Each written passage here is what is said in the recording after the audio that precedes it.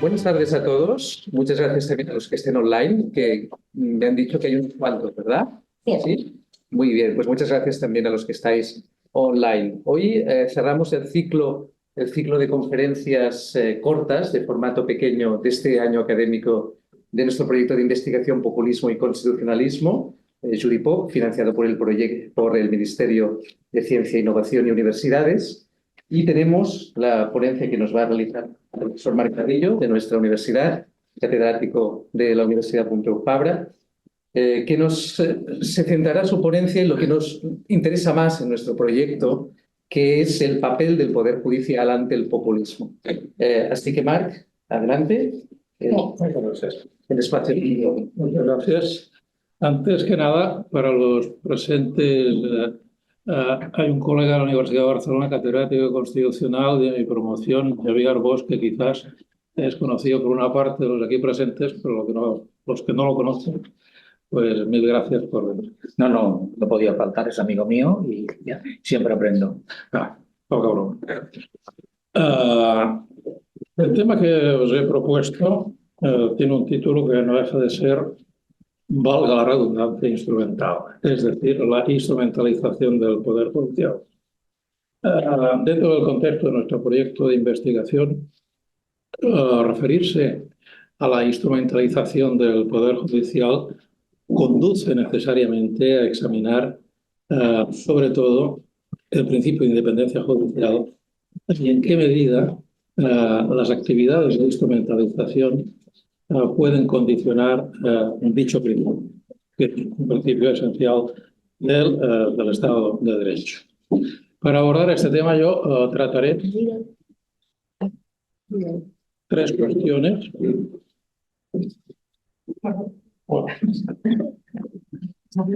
Tres cuestiones. En primer lugar, la independencia desde una perspectiva jurídico-constitucional en un sistema de civil law como es el español, pero haré referencias comparadas.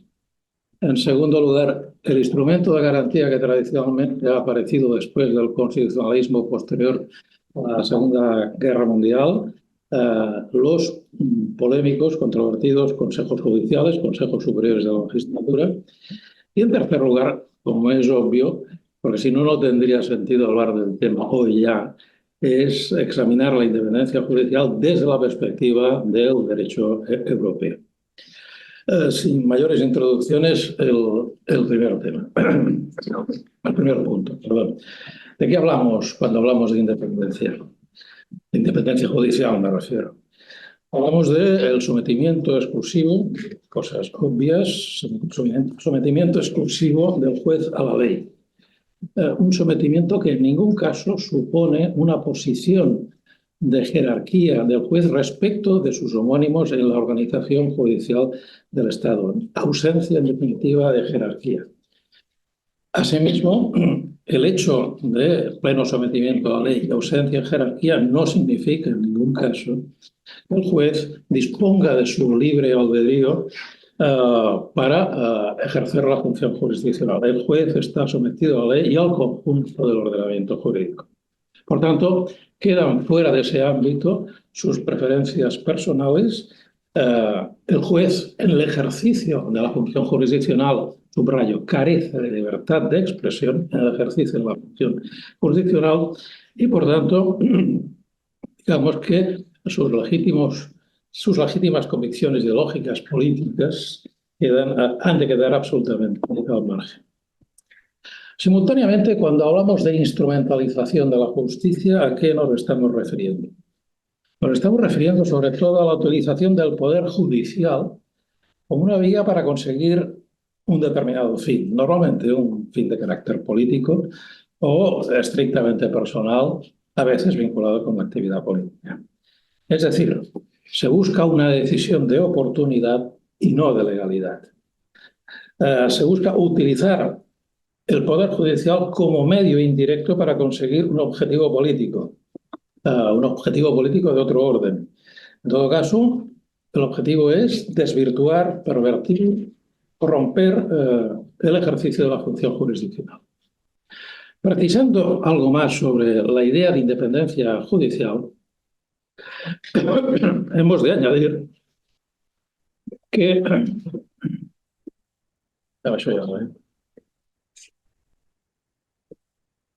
La independencia judicial es un atributo que vertebra el Estatuto Constitucional del Juez, que define la propia función jurisdiccional.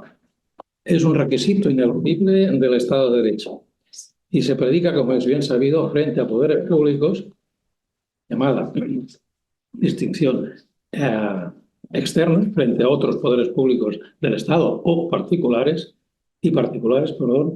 o también y sobre todo, cosa que a veces se olvida, la independencia a nivel interno, es decir, en el seno del propio Poder Judicial. Es decir, esto significa que los jueces no pueden corregir la interpretación del ordenamiento jurídico de otros jueces si no es en la administración de justicia según el sistema de recursos establecido.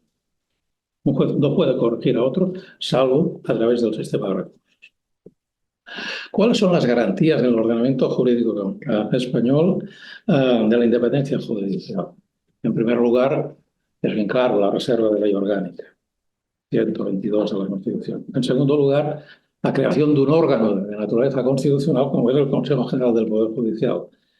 Un órgano que no es de autogobierno, hay que subrayarlo, sino que es de gobierno autónomo,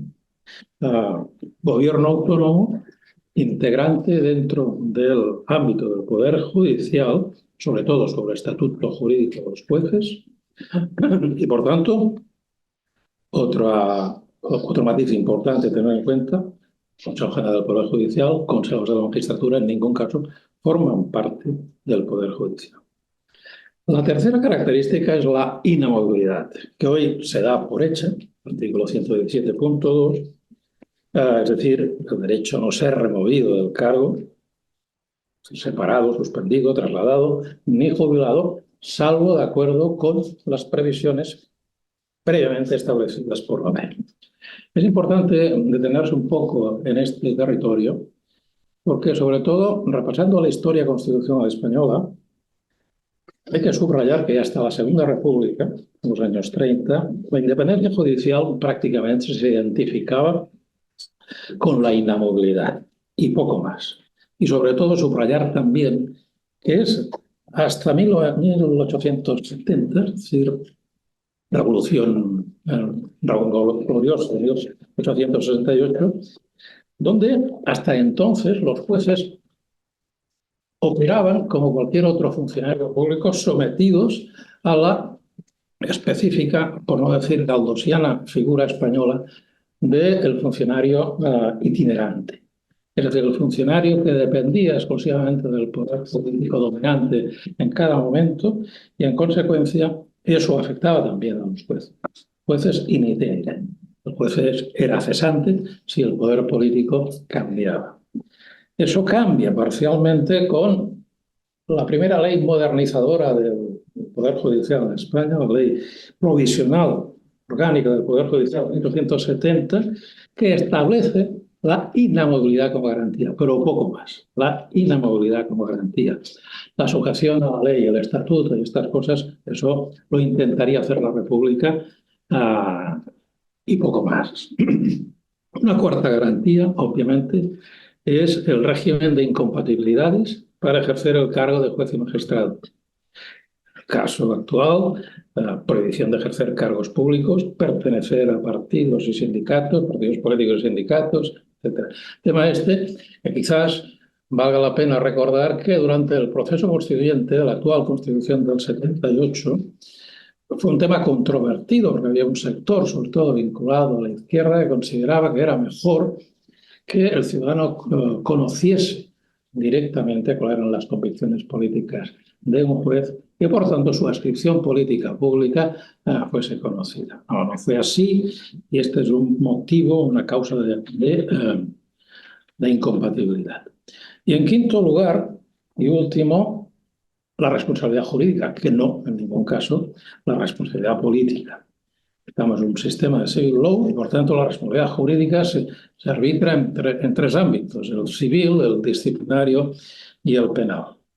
Eso lleva como consecuencia a la puesta de relieve de otro principio importante, que es: si el juez es independiente, es porque es juez responsable, y a la inversa. Por tanto, no se puede oponer un hipotético principio democrático al principio de legalidad al cual está sujeto el juez. Por tanto, digamos que si nos preguntamos cuál es la legitimidad democrática del juez, que no es elegido, obviamente, esa legitimidad democrática deriva de la Constitución democrática. Dicho lo cual, y para no salirme del guión del seminario y del proyecto de investigación, todo esto que he dicho, ¿en qué medida es objeto de instrumentalización? Es decir, ¿en qué medida la justicia puede ser objeto de manipulación, de tergiversación? Haré una serie de consideraciones a un tema que ha aparecido, digamos, en el debate público español en los últimos tiempos, pero que no es nuevo, por supuesto. Pero tantas veces controvertido, llevado y controvertido concepto de lawfare. Para tratar el tema del lawfare, me parece que, en primer lugar, es necesario partir de una premisa, y esta premisa es que no hay ningún sistema judicial completamente inmune a las inevitables influencias morales, políticas, ideológicas de los jueces. ¿Qué podemos entender por lawfare? Yo creo que hay acuerdo en afirmar que se trata de la utilización abusiva o jurídicamente forzada de los procedimientos judiciales con una finalidad esencialmente política. El origen del concepto, al parecer, empezó en Estados Unidos con ocasión de los ataques terroristas del 11 de septiembre de 2001. Pero entonces se hablaba del lawfare como algo similar al uso de la ley con al objeto de perseguir fines de carácter político-militar, que no es el caso. Es obvio que desde una perspectiva jurídica, sobre la cual entraré ahora, el concepto de lawfare tiene escaso valor. Es un concepto notoriamente ambiguo, que en el ámbito del derecho penal lo podemos identificar con el uso abusivo en el proceso criminal para controlar el poder político, o en derecho constitucional identificarlo con el concepto, la categoría jurídica de abuso de derecho. En el ámbito de la doctrina comparada más próxima, en Francia, por ejemplo, se identifica la práctica del lawfare con el llamado constitucionalismo abusivo, es decir, con el constitucionalismo que opera en determinados ámbitos, no únicamente en Latinoamérica, sino sobre todo también en algunos regímenes políticos de la Europa del Este, algunos que forman parte actualmente de la Unión Europea, donde el sistema presidencialista puede permitir ejercer un poder omnímodo por parte del poder político para socavar el pluralismo político. Los casos bien conocidos de Polonia, de Hungría y, por supuesto, de Rusia, Turquía y algunos estados bálticos son un punto de referencia. En los Estados Unidos, quien ha reflexionado sobre todo sobre este tema, entre otros, yo citaría a Mark Tushnet, que habla de constitucionalismo autoritario para referirse a este tipo de prácticas. En todo caso, vayamos a ver desde la lógica que nos interesa especialmente, sobre la cual nosotros podemos operar y opinar con mayor conocimiento de causa, ¿cuál es la naturaleza jurídica, si la tiene, del concepto de lawfare? Yo creo que hay que afirmar de entrada que este es un concepto que tiene un valor jurídico escaso. Es decir, no es un concepto jurídico. Carece de contenido normativo limitado. Me acojo aquí, y lo que diré posteriormente, aparte de las reflexiones publicadas por parte de un profesor de Derecho Administrativo de la UNED, Mariano García Lupo, donde, entre otras cosas, dice lo siguiente, y son argumentos que comparto. El lawfare, en el contexto de determinadas situaciones de hecho, que pueden resultar abusivas, da lugar a un problema importante desde la lógica del jurista, y es que la línea que separa entre el juicio de derecho y el juicio de oportunidad, que siempre está vedado al juez, el juicio de oportunidad siempre está vedado al juez, es una línea divisoria muy delgada. Como también es muy delgada la distinción que podríamos hacer entre el bien conocido activismo judicial y el exceso de jurisdicción, que son dos conceptos radicalmente distintos. ¿Cuál es el reproche que se hace a la práctica del lawfare? Se suele hacer a aquellos que promueven procesos judiciales con fines políticos, ya sean partidos políticos u otras entidades o corporaciones privadas, ya sea el Procurador General, el Ministerio Fiscal de la República, o también, por supuesto, a los jueces, cuando admiten a trámite de manera inmotivada, cuando impulsan, cuando estiman, cuando alientan determinadas acciones jurisdiccionales sin fundamento jurídico. En todo caso, para la lógica de un jurista, la cuestión decisiva del llamado lawfare es verificar si dicha práctica incurre o no incurre ¿en qué? En el delito de prevaricación. Es decir, prevaricación judicial, me refiero. Artículo 446 del Código Penal. Es decir, prevaricación es el juez o magistrado que, a sabiendas, dictase solución judicial injusta. Pues bien, de no existir prevaricación, la práctica del lawfare puede ser objeto de discusión en el plano doctrinal, en el plano político, pero de ello no podemos deducir que suponga una patología institucional, si no entramos en el contexto del delito de prevaricación, del tipo delictivo de la prevaricación. El lawfare desde la perspectiva político-sociológica. Bien, la verdad es que tampoco aporta gran cosa respecto a lo que ya conocemos y existía tiempo A, que es la politización de la justicia o la justicia politizada. Es decir, que desde la perspectiva política, la noción de lawfare, el concepto, la atribución que se le pueda dar de significado, en gran parte pues, depende de la opinión de cada sujeto político, de cada actor político. Vayamos a algunos casos en España. Como en otros estados democráticos, es decir, no me refiero, digamos, a los sistemas llamados populistas, al presidencialismo exacerbado que citaba antes, del presidencialismo autoritario. No. Sistemas democráticos esencialmente consolidados. En España es evidente que podemos identificar ocasionalmente supuestos de activismo judicial. Activismo judicial en determinados ámbitos, ocasionalmente, no creo que sea en ningún caso un problema estructural.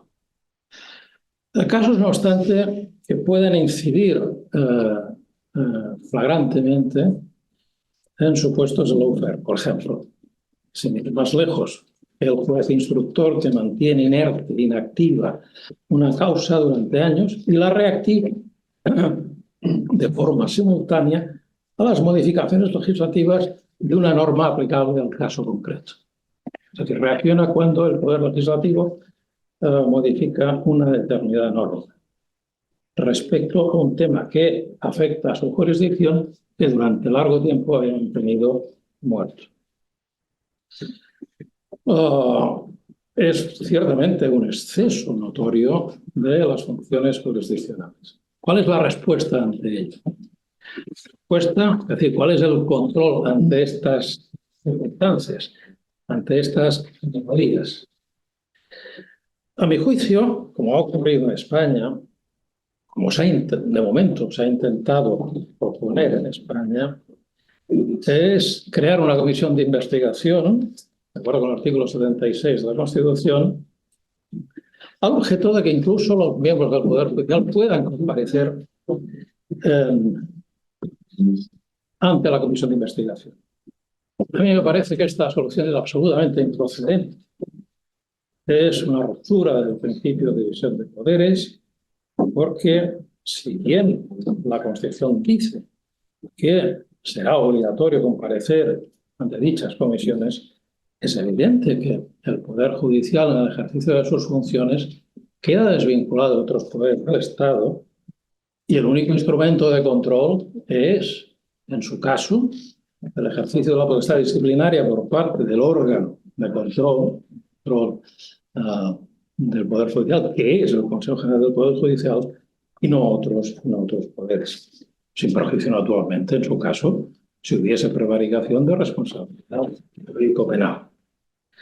En ese contexto también de situaciones anómalas que afectan ciertamente a la realidad política española más reciente y que pueden ubicarse en el contexto del lawfare o similares, pues, por ejemplo, hay que citar en relación a la instrumentalización de la justicia, el papel del Consejo, etc.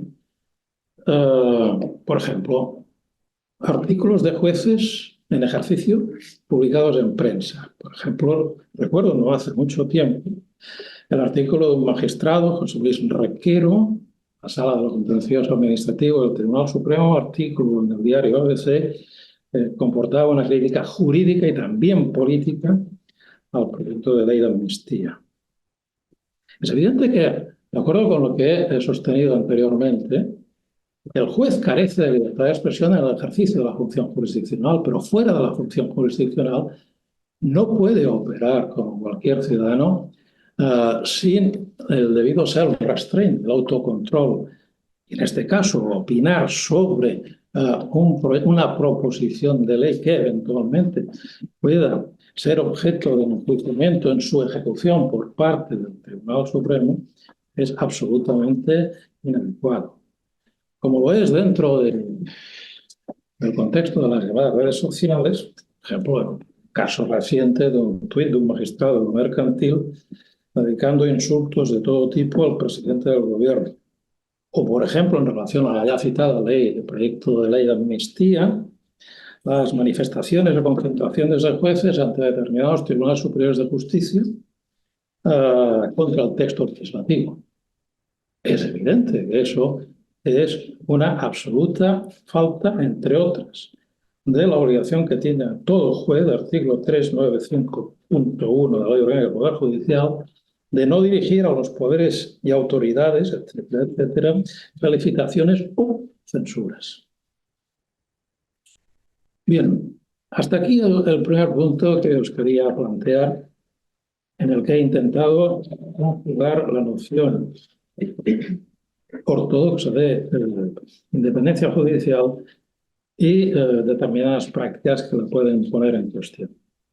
El segundo punto es el tema muy controvertido de los consejos judiciales, los llamados consejos superiores de la magistratura, como garantía de la independencia judicial. Como sabéis, su creación sobre todo aparece en escena a partir de 1945 con el objetivo de sustraer al Poder Judicial del Poder Ejecutivo. Sustraer al Poder Judicial respecto de decisiones que puedan condicionar a su independencia. Los referentes en derecho comparado que se han tenido en cuenta en España han sido, sobre todo, el caso italiano, menos el francés y menos el portugués. ¿Qué decir de la experiencia de estos consejos superiores de la magistratura, sobre todo en el caso italiano y en el caso francés? Algunas consideraciones pueden resultar útiles por su relativo paralelismo con la realidad que nos rodea más próximamente. Por ejemplo, en Italia, el Consejo de la Magistratura, el Consejo Superior de la Magistratura, es de composición mixta, está presidido por el presidente de la República, son miembros natos los presidentes el primer presidente de la Corte de Casación y el fiscal general, el equivalente al fiscal general. Y luego hay 2/3 elegidos por todos los magistrados, y 1/3 elegidos por el Parlamento entre profesores y abogados con más de 15 años de ejercicio. En Francia se articula de acuerdo con la singular Constitución francesa del 58, que atribuye un papel hegemónico al presidente de la República como superresponsable del Ejecutivo, y al mismo tiempo se le atribuye la condición de garante al presidente de la República, el garante de la independencia de la autoridad judicial. No se habla de poder judicial, de la autoridad judicial. Se hace una reserva de ley orgánica para la regulación del estatuto de los magistrados. La composición, como he dicho, es mixta, más o menos similar a la italiana, pero con un mayor paralelismo entre, digamos, togados y no togados, es decir, gente procedente de la universidad o de otras profesiones jurídicas. Y luego tenemos el caso español bien conocido, que no reproduciré porque es conocido por todos, de esa composición de 20 miembros, 12 elegidos entre jueces, pero no por jueces, eso no dice la Constitución, y 8 repartidos 4 miembros del Senado. Bien. Algunas consideraciones en el ámbito estrictamente jurídico sobre el Consejo General del Poder Judicial, para después pasar a algunos de los problemas que plantea, entre otros muchos, la justicia española. El Consejo es un órgano constitucional y autónomo de gobierno del Poder Judicial para garantizar su independencia. No forma parte, reitero, del Poder Judicial, no es, por tanto, autogobierno y, por tanto, el Consejo no es representante del Poder Judicial. ¿Qué significa, por tanto, en el contexto del Consejo la independencia judicial? La independencia, aunque sea un atributo del juez, no puede ser en ningún caso interpretada como un derecho del juez. No es un derecho del juez. Es un principio constitucional de funcionamiento del Poder Judicial y si acaso, en última instancia, es un derecho de la persona en la medida en que la independencia del juez se vincule al derecho fundamental de acceso a la justicia, es decir, el derecho a la tutela judicial. Dicho lo cual, el gobierno de los jueces, por ese organismo autónomo, ha de ser forzosamente exterior al momento de la actividad jurisdiccional. Es decir, no es poder jurisdiccional. Por tanto, los jueces en ningún caso pueden recibir instrucciones de naturaleza jurisdiccional relacionadas con los casos que han de resolver. Esencialmente, el Consejo, el ejercicio de sus funciones, de acuerdo con los referentes de derecho comparado, es o debe quedar referido al desarrollo, a la gestión del estatuto jurídico del juez. Acceso a la magistratura, formación, régimen de incompatibilidades, derechos, deberes, etc.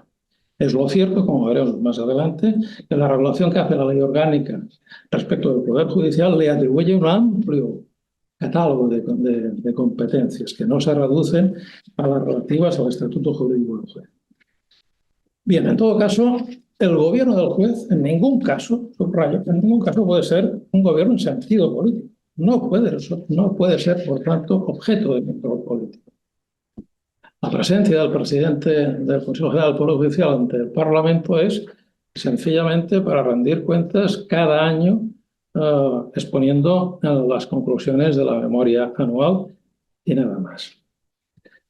Bien, ¿en qué reside la controversia que no se refiere exclusivamente a la experiencia, a la traumática experiencia? La controversia sobre los consejos judiciales de la magistratura. Esencialmente se ha proyectado sobre la composición de los consejos y sobre el exceso de atribuciones. Y como consecuencia de ello se habla permanentemente en cuanto a la composición, por un lado, de parlamentarización, subordinación del Consejo a la lógica política, a las mayorías políticas, y se habla menos, pero es una realidad palpable, al corporativismo judicial en el seno del Poder Judicial. Volvamos a Italia, sobre todo. En Italia hemos visto que es una composición mixta, con mayoría de togados.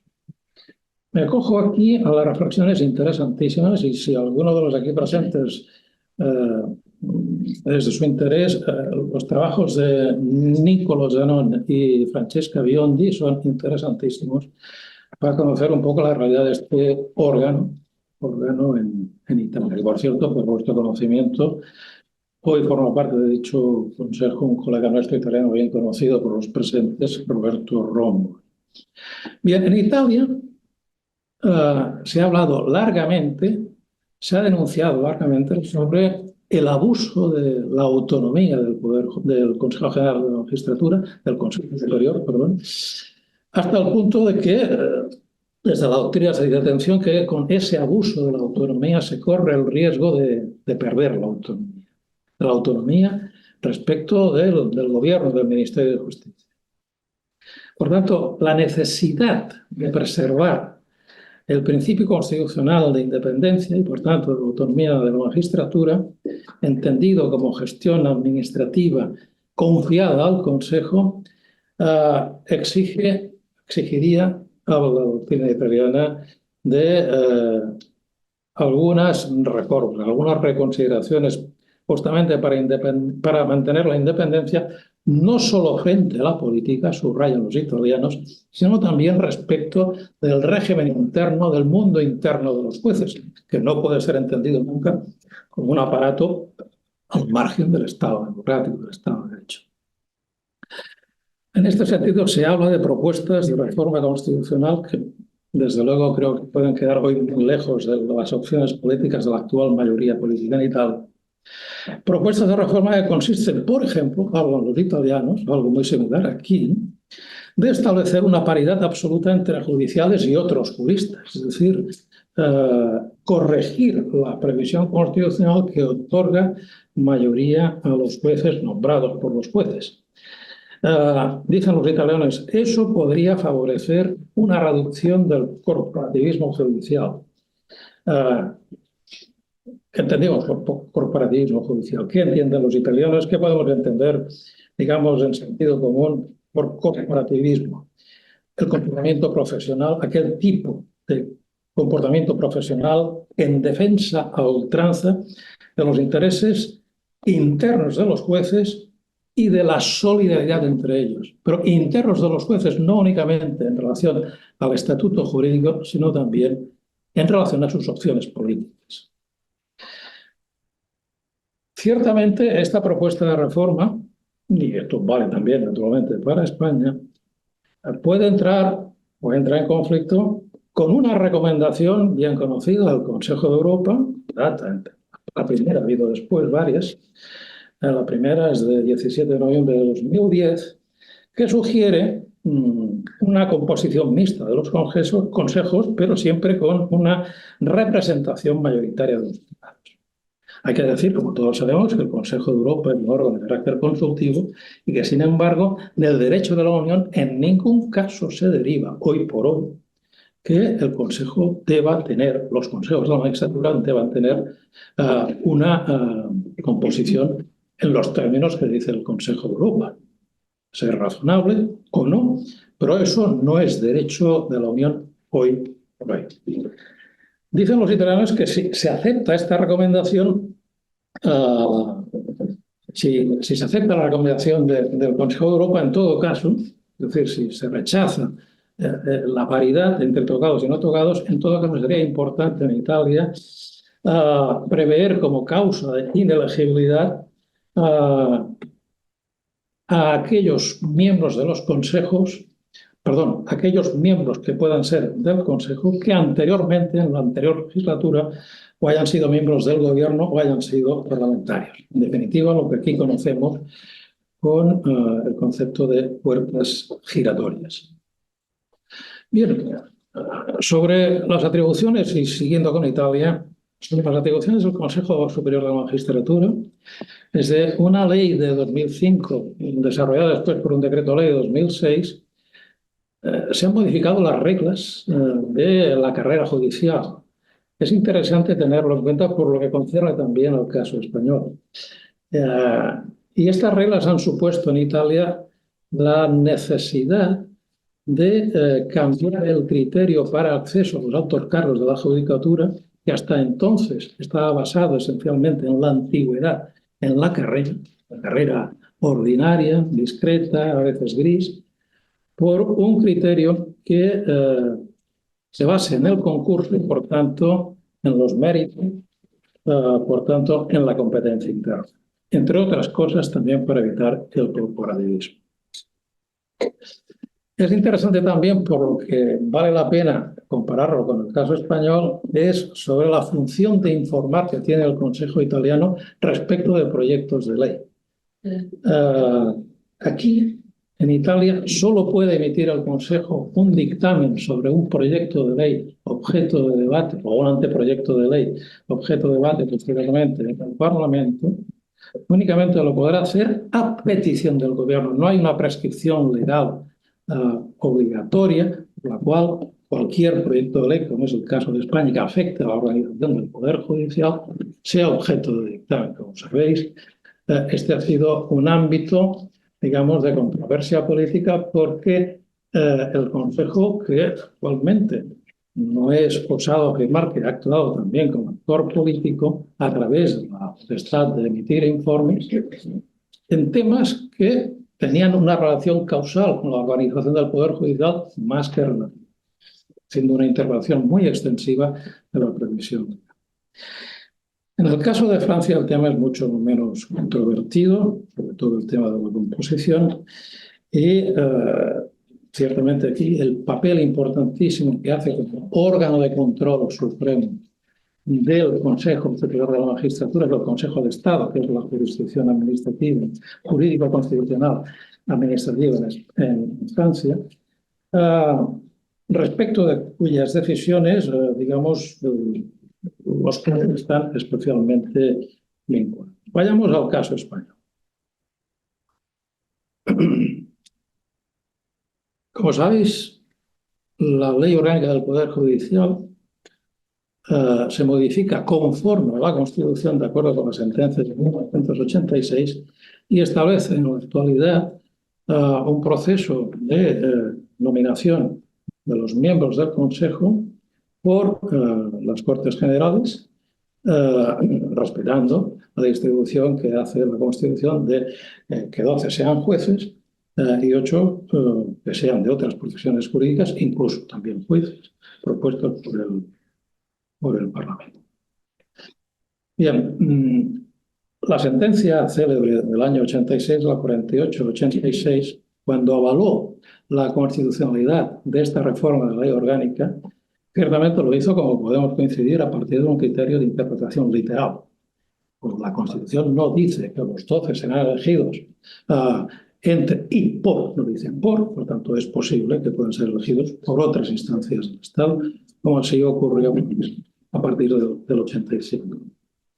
El Tribunal Constitucional alertó de algo que lamentablemente después se ha traducido en hechos palpables, que es la llamada parlamentarización del Consejo, la subordinación del gobierno de los jueces a criterios sostenidos por la mayoría política de turno que daba apoyo al gobierno, sobre todo en el Congreso de los Diputados. Y en el debate que se produjo en relación a esta reforma, algunos de los aquí presentes recordaréis que aquí había dos concepciones enfrentadas a la hora de justificar la constitucionalidad de la reforma o rechazarla a radice, de pleno.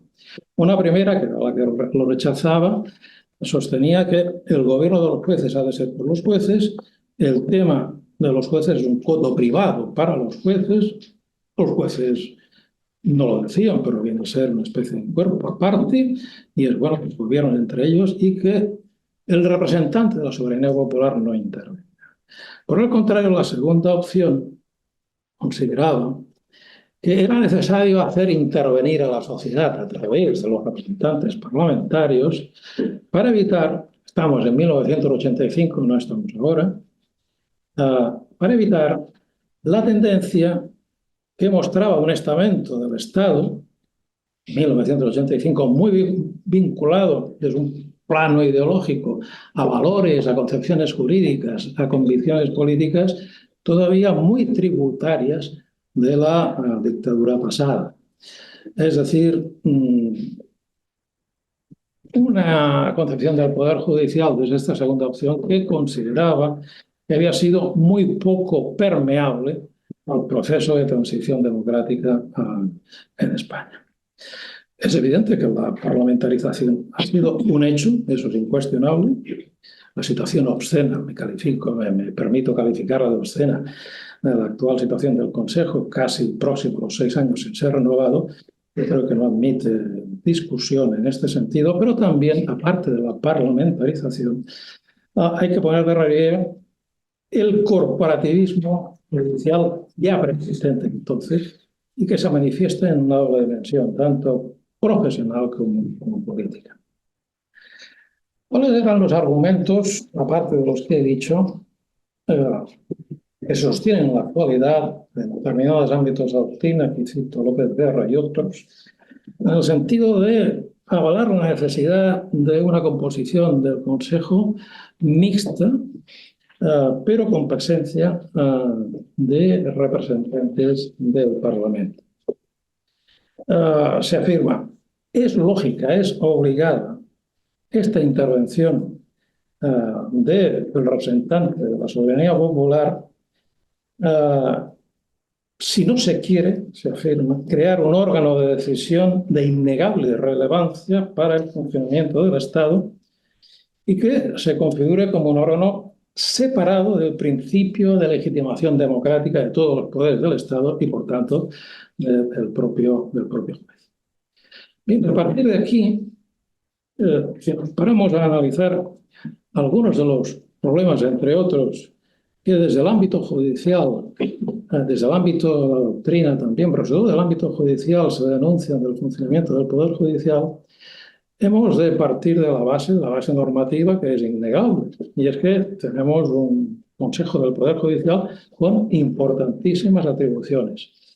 Artículo 599 y 602 de la Ley Orgánica del Poder Judicial que atribuyen las funciones al Pleno y a la permanente, funciones que no se reducen, como decía anteriormente, al estatuto, a la regulación, a la gestión del estatuto de los jueces, sino que hay funciones de carácter constitucional, es decir, planteamiento del conflicto de atribuciones, nombramiento de miembros del Tribunal Constitucional, presidente del Tribunal Supremo, nombramientos importantes de la judicatura de alto nivel y, después, dentro del estatuto, la función disciplinaria, la función de informe y, no lo olvidemos también, la formación de los jueces, el reclutamiento, la formación de los jueces.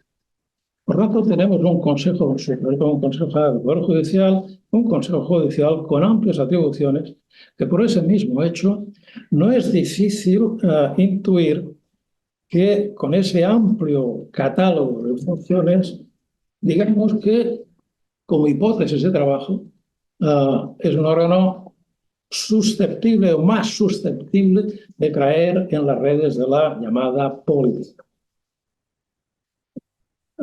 Respecto de algunos problemas estructurales, estructurales que denuncian miembros o exmiembros de la judicatura, me acojo aquí, entre otras, a las consideraciones de un juez de la Sala Segunda del Tribunal Supremo, prefecto Andrés Ibáñez, que denunciaba algunas cuestiones como las siguientes sobre temas a corregir en el funcionamiento interno del Poder Judicial y, por tanto, en la preservación de su independencia. Por ejemplo, decía, en primer lugar, respecto a la llamada carrera judicial, es decir, la carrera judicial basada en la antigüedad más que en la competencia profesional, decía perfecto Andrés, es una rémora que en muchos casos incita a los jueces a correr para alcanzar puestos más cotizados donde priman más los criterios administrativos y a la postre políticos que no otros criterios. Otra manifestación de ese poder no jurisdiccional que opera en el seno del Poder Judicial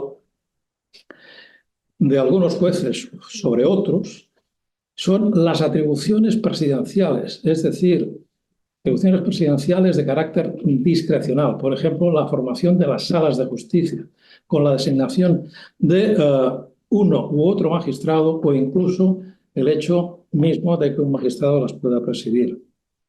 Es decir, la atribución de la presidencia, de la composición de las salas, a veces por criterios no estrictamente jurisdiccionales, donde operan relaciones de orden subjetivo. Otra vía más indirecta, denuncia dicho magistrado, es la atribución de las suplencias, de las prórrogas de jurisdicción o de las comisiones de servicio, al margen de criterios objetivos y más en función de preferencias personales. O la llamada carrera paralela, esto es, de forma discrecional, atribuir a los jueces encargos extrajudiciales que permiten al favorecido por los mismos una ampliación de relaciones, de núcleo de influencias, además de una mejora naturalmente en la retribución. Como consecuencia de ello, desde determinados ámbitos asociativos de la magistratura se indica la necesidad, por ejemplo, de modificar los sistemas internos de promoción profesional en la línea italiana, necesidad y por tanto necesidad de introducir criterios que complementen el criterio de la antigüedad, la necesidad de fomentar la especialización en órdenes y materias, evitando, se dice, las capillitas corporativas, etcétera, etcétera. Rechazar las peticiones de incremento de edad de jubilación o de nombramiento de eméritos que no se justifiquen por las necesidades del trabajo, etcétera, etcétera. O, por ejemplo, la participación reiterada en cursos de formación para los jueces que inician la misma en función de la amistad y, por tanto, jueces, magistrados favorecidos por lo que algunos denuncian como el turismo judicial formativo. Ello me lleva a la necesidad de hablar de un tema, a comentar brevemente un tema relacionado con los jueces y concretamente con el acceso a la judicatura y la formación de los jueces. Yo creo que podéis coincidir conmigo en que del sistema de reclutamiento y de los criterios de formación se deduce naturalmente un determinado perfil de juez.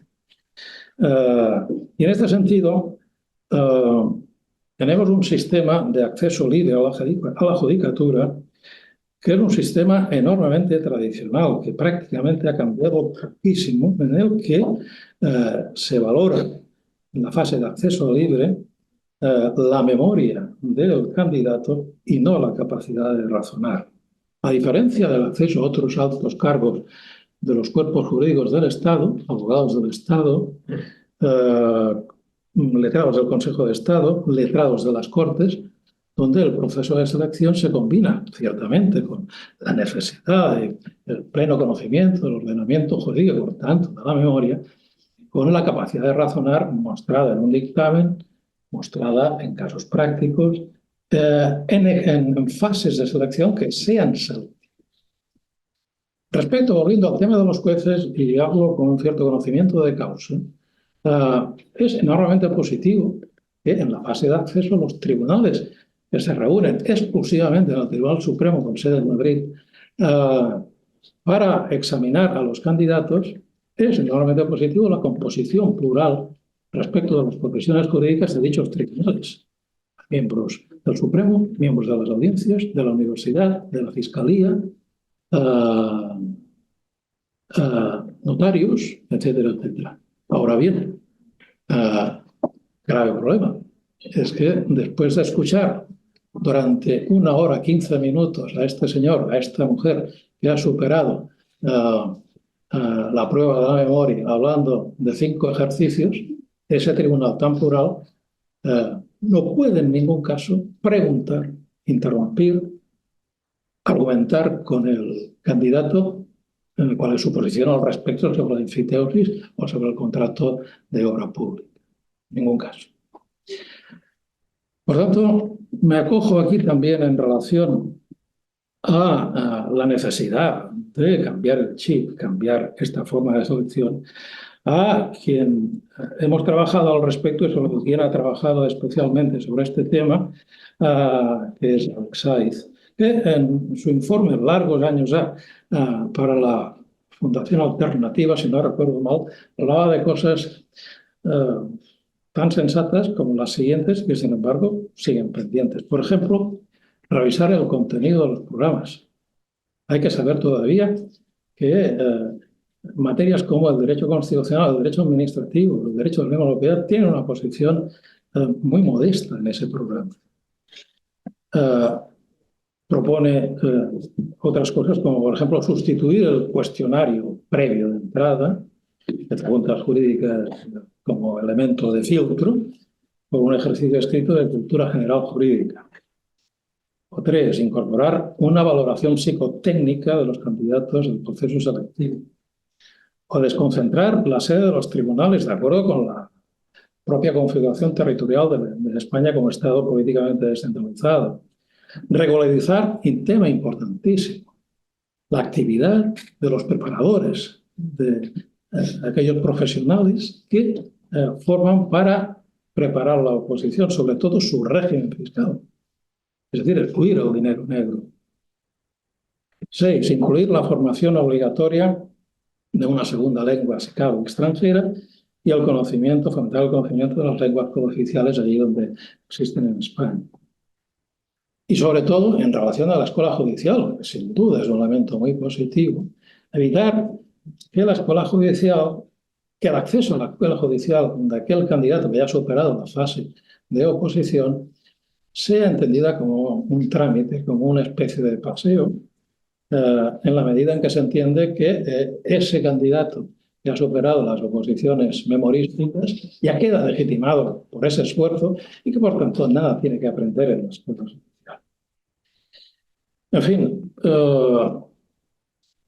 hace 4 días, seguramente igual que vosotros, he leído un artículo de una colega nuestra de Sevilla, Ana Carmona, que se hacía referencia de algo bien conocido, que es el informe Greco, el Grupo de Estados contra la Corrupción, que hizo en su momento una crítica muy dura respecto del régimen interno de la promoción interna en el seno del Poder Judicial, el informe entre 2013 y 2021, en el que denunciaba la laxa regulación de la promoción profesional y lanzaba o dejaba una sombra de duda sobre la objetividad de estos nombramientos, los nombramientos llevados a cabo por el Consejo General del Poder Judicial, basados a veces en criterios muy poco objetivos.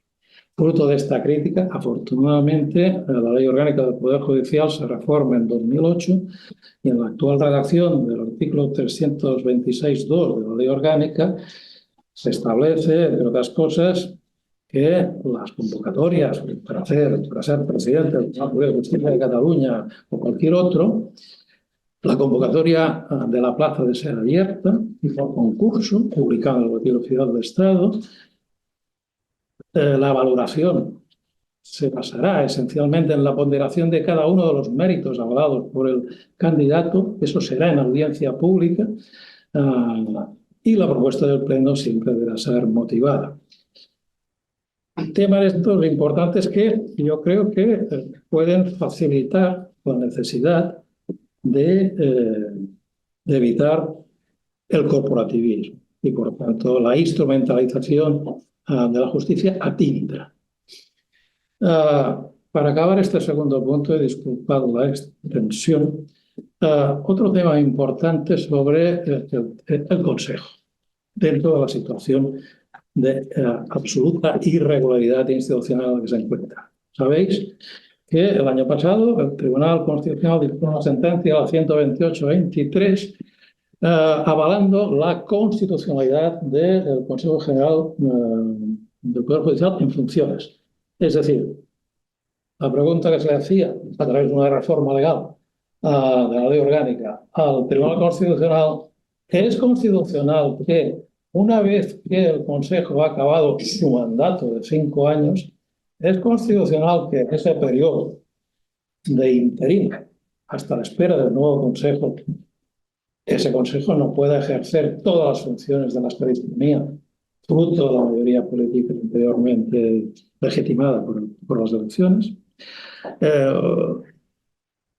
El tribunal dijo lo siguiente como ratio decidente sobre este tema, para abordar un tema realmente de irregularidad absoluta.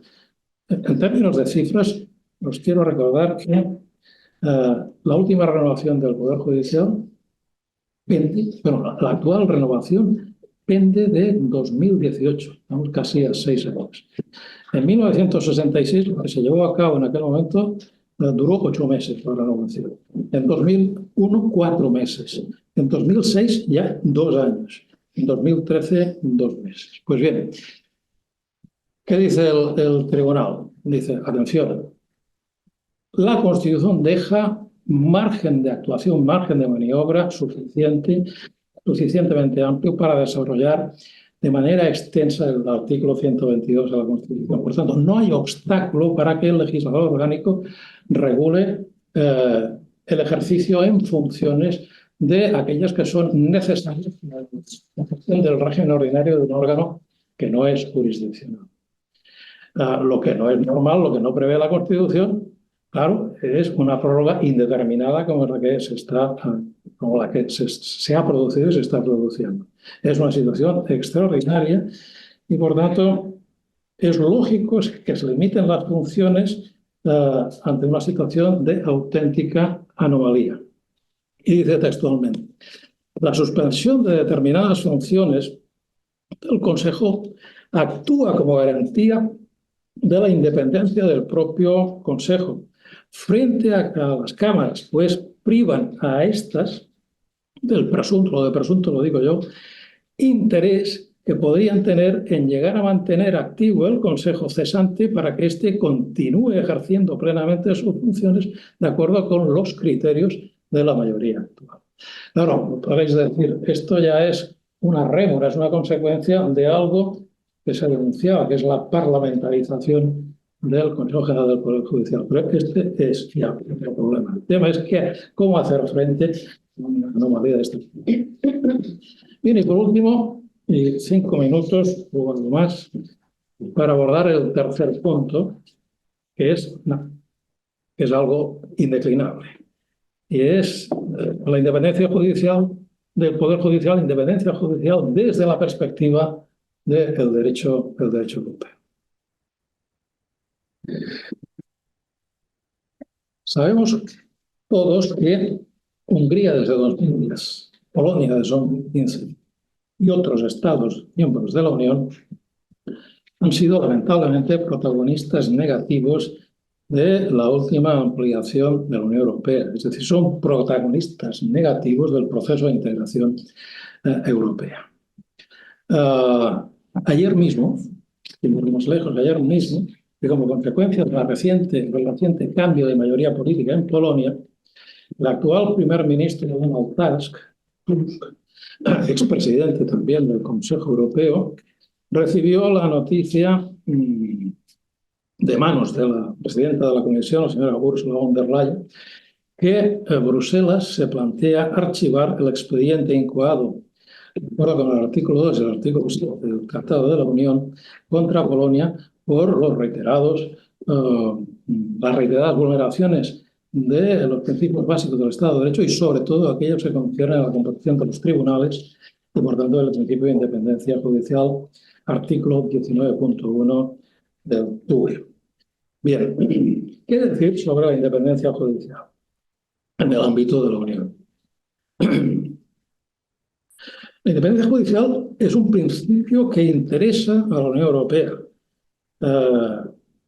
Aunque la organización del Poder Judicial sea competencia de los Estados, y como resaltaba en un amplio trabajo nuestro colega Juan Ignacio Ugarte Mendía, aquí presente, el tema esencialmente ha sido de creación pretoriana por los propios jueces europeos. decir, el concepto de independencia judicial, está vinculado naturalmente a la cultura constitucional europea y es un requisito indispensable para que, sin perjuicio de que la Unión Europea carezca de poder judicial propio, que la Unión Europea viva de los servicios que prestan los órganos judiciales de la Unión Europea, la condición de órgano judicial, de acuerdo con el 19 del Tratado de la Unión, debe responder a las siguientes características.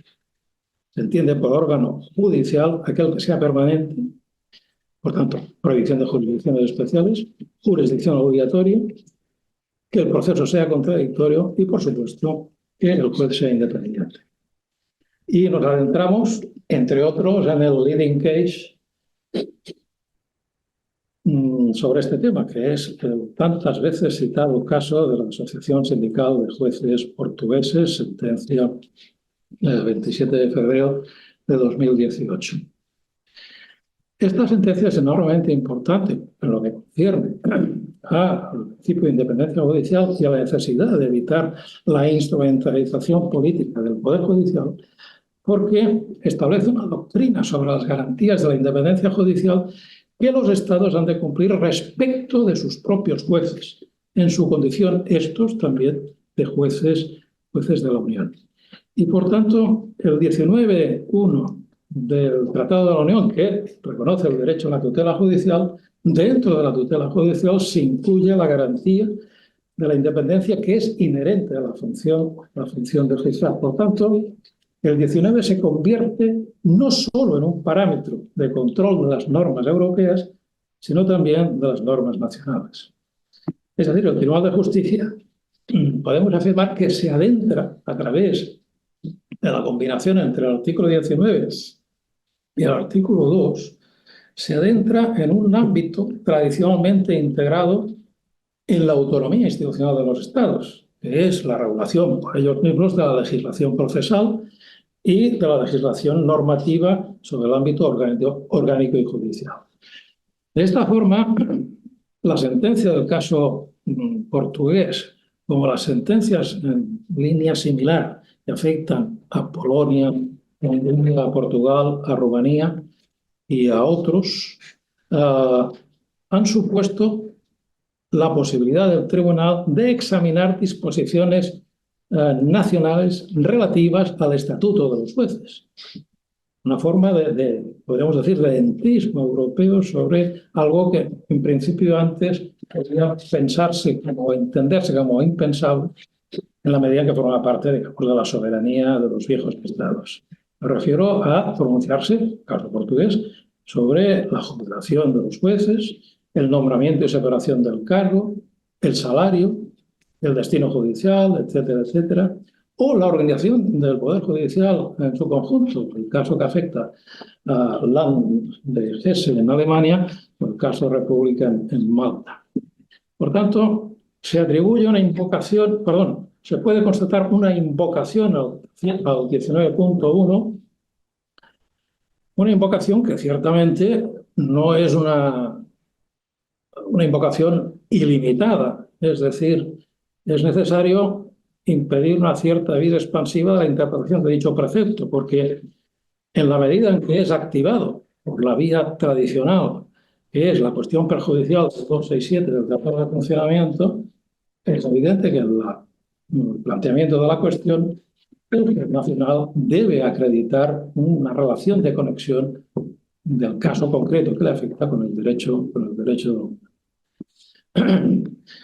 Como decía otra colega aquí presente, en su trabajo que viaja de Portugal a Polonia, Aida Torres, ciertamente se trata de una interpretación especialmente audaz, lo que calificas, porque no fue una coincidencia, dada la amenaza que suponía para el Estado de Derecho el caso polaco, que el tribunal vinculase el artículo 2 con el artículo 19 y que, por tanto, el artículo 19 se convierta o devenga en una especie de fuente de obligación para los Estados miembros para garantizar la independencia judicial y también una fuente de competencia para el Tribunal de Justicia. Y de rebote, perdón por la expresión coloquial, darle sentido al derecho a la tutela judicial contemplado en el 47.2 de la Carta Europea de Derechos Humanos. Bien, hasta aquí la larga exposición sobre el tema.